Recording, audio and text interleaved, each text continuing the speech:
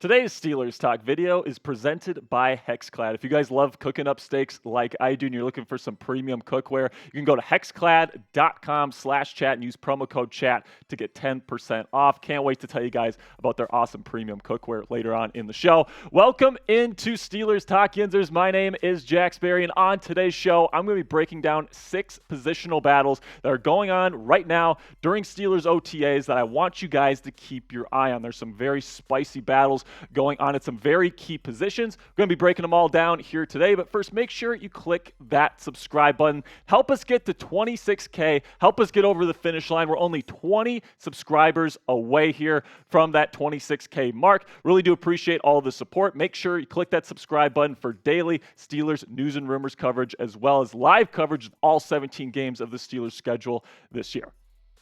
All right, so the first positional battle here I want to break down is the second cornerback position. Now, we know who's going to be number one on the depth chart, and that's Patrick Peterson. Patrick Peterson, somebody that's been a pro in this league for a very long time, coming off a season where he had 5 interceptions, had his best coverage grade of his entire career, and that includes his all-pro seasons, by the way. This guy can still ball, and I cannot wait to see him in black and gold, locking down guys. And then he's also been talking a lot with Mike Tomlin about playing kind of a nickel star, kind of a hybrid safety role as well this year. Very excited to see what that role looks like for him this next year. But the question still remains here. Who's that number 2 guy? Is it going to be Levi Wallace, the tried and true veteran, or is it going to be the exciting rookie in Joey Porter Jr. out of Penn State? Levi, let me tell you what, man, Wallace is a very solid cornerback. Last year, 4 interceptions with the black and gold, 13 pass breakups, and 48 tackles. Had a PFF grade of 62.8, which is about league average, just so you guys know that. He's a very solid option, and until Joey Porter Jr. is ready to play on an NFL field, Levi's going to be a great option for you. But let me tell you what, man, Joey Porter Jr. is a perfect fit for this Pittsburgh Steelers defense. He is one of the best collegiate cornerback prospects I've ever seen in press jam coverage, which is what the Steelers love to do on first and second down. He is going to be a perfect fit for this defense, and I think he's going to play sooner than you think. I think Levi Wallace is really good for right now, while he develops all these different things. But Patrick Peterson is taking Joey Porter Jr. under his wing, and I think he's going to be ready to play sooner than you think, especially with those long arms and that physical play style of his. So let me know right now, who's going to be the cornerback 2 in Pittsburgh this year? Will it be Levi Wallace or will it be Joey Porter Jr.? Type LW if you think it's going to be Levi, or if you think it's going to be JPJ, the rookie, type JPJ down in the comment section. This is going to be the pinned comment on today's show. So whenever you get an ad break here, do me a favor, get in the comment section, find that pinned comment, and answer today's question. So now let's get into the second position I want to break down today, which is slot wide receiver, because Calvin Austin III, last year's draft pick in 2022 that didn't play because of foot injury, is apparently just lighting it up in drills in Steelers OTAs right now. But the Steelers traded for veteran wide receiver Allen Robinson this offseason. So who's going to get more of the lion's share of targets and reps this year in the slot? I think that Allen Robinson is going to be more of the early down, kind of the blocking type slot wide receiver. And then because Calvin Austin III is so tiny, he's going to get some of those reps there on the obvious passing situations, that sort of stuff. But man, Allen Robinson, I'm very excited about Robinson's future here with the Pittsburgh Steelers. The Steelers know what they're talking about, or know what they're looking for when it comes to wide receivers. They've been one of the best at drafting wide receivers forever now. They certainly see something in Robinson's game that they like, and although his numbers have dipped over the last couple of years, that first year in 2022 last year, just not so much, but the Rams just didn't have a whole lot of talent at the quarterback position. Matthew Stafford was gone for most of the season, and even when he was in, he wasn't all that great, so he kind of got screwed last year. And then 2021, a rookie Justin Fields and Andy Dalton. Give me a break with that. I'm hoping that now that he's coming to Pittsburgh here in 2023, he gets a career revival. Can't wait to see what he looks like in black and gold. All right, guys, I'm going to be breaking down Calvin Austin III's game here in just a second, but first, let's have a word from our sponsor at Hexclad. All right, guys, it's time to talk about your kitchen, and I'm not talking about your roommate's dishes that are still sitting in the sink. Today's sponsor, Hexclad, has revolutionized the cookware industry with a hybrid pan that gives you all the convenience and cleanup of a nonstick, the versatility of your grandma's cast iron, and a lifetime warranty just in case you find a way to destroy it. Use promo code CHAT at hexclad.com/chat for 10% off your order today. Hexclad truly checks every single box when it comes to picking your cookware. They are metal utensil safe, dishwasher safe, and oven safe up to 500 degrees. Don't just take my word for it, though. Celebrity chef Gordon Ramsay uses Hexclad pans in his own home kitchen. This is what Ramsay has to say. The sear I can get with these pans is incredible and absolutely no stick. The temperature control is utter perfection and the cleanup is effortless. I love using Hexclad at home. And let me tell you guys, these are also the sexiest pans on the market. And just to show you guys, this isn't just like your normal ad read here. I brought my Hexclad pan from home. I pan sear steaks on this baby twice a week, and look at this. It is crystal clean. It is super easy to clean, man. There's no burn marks or anything. It's absolutely fantastic, so you can score points at home. It's time to stop ordering delivery and start cooking like a big boy with Hexclad. Real cuisine isn't made in a microwave. It's cooked in a Hexclad. So for a limited time, get 10% off with our special link, hexclad.com/chat. That's 10% off, HEXCLAD.com with code chat.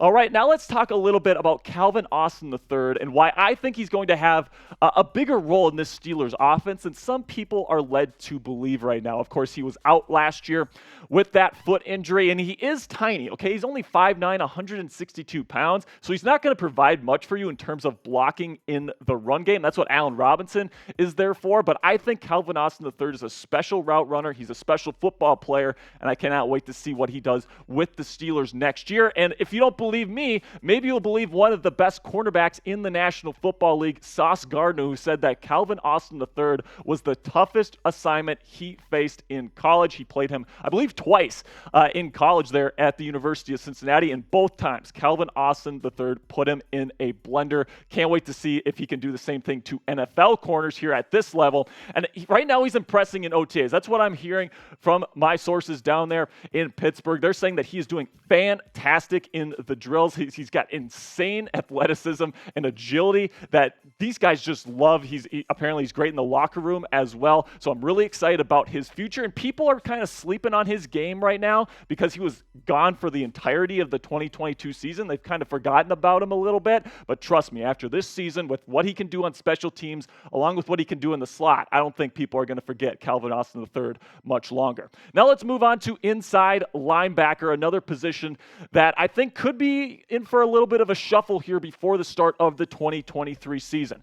Okay, now the Steelers did go out and get Cole Holcomb and Elandon Roberts in free agency this year. Of course, they cut Miles Jack, Devin Bush left in free agency, Robert Spillane left in free agency, and you still have Mark Robinson. So two of these three guys are going to be the starting inside linebackers for the Steelers moving into 2023. Right now, Cole Holcomb is kind of limited in practice, OTA practices with an injury. He's kind of in a limited role. Elandon Roberts seems like he is a full go, and Mark Robinson as well as getting first team reps in 11-on-11 drills. But man, all three of these guys I think could potentially play as a starter in the National Football League. And Mark Robinson is really the guy that is really the X factor here, somebody with the big question mark, because he is undersized at 5'11", 235 pounds, but he's also a fantastic run defender that is a missile coming down past the line of scrimmage. This guy's got great instincts. I think that, if he just gets the scheme down, that was his big thing last year. I think he has a pretty darn good shot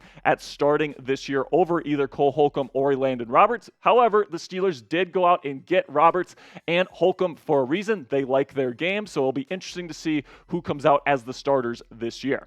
Now let's move on to the offensive tackle position, where, of course, you trade up to go get Broderick Jones this year. But, who's going to be playing right tackle? Who's going to be playing left tackle? There's still some question marks at this position. Broderick Jones is the future of this team. No question about that when it comes to the tackle position. But you got Dan Moore Jr. right now who's taking first team reps, and then Chuck Okorafor. Which one of those guys are going to play right tackle? That is a big question. I really think Broderick Jones has a great shot at winning the left tackle spot heading into week one. He's massively talented. Apparently, the reports coming out of Pittsburgh have been really, really nice. I think that he's going to be a very, very powerful and dominant run blocker from day one, and then hopefully he can develop the pass blocking part of his game as time goes on, which leaves the question, what happens to Dan Moore Jr.? He's coming out here and he's taking first team reps to start OTAs. He is the presumptive starter. He is last year's returning starting left tackle. Broderick Jones still has to earn that position over Dan Moore. Apparently, he's put on weight. He can play guard now, he says. There's a bunch of questions surrounding Dan Moore Jr., and if he outperforms Chukwuma Okorafor in drills in practice here over the next couple of weeks, could the Steelers maybe consider moving off Okorafor, who if you cut after June 1st, you get over $10 million in additional cap space. Now, the Steelers don't necessarily need that cap space. I'm just saying if you're going to be putting the 5 best guys on the field, there's certainly an argument to be made that Dan Moore Jr., even if he loses the left tackle spot to Broderick Jones, could move over to right tackle. So let me know in the comment section right now who will be the 2 starting tackles for the Steelers week 1 when they play San Francisco at Acrisure Stadium to kick off the year. Let me know down in the comment section who the starting tackles will be.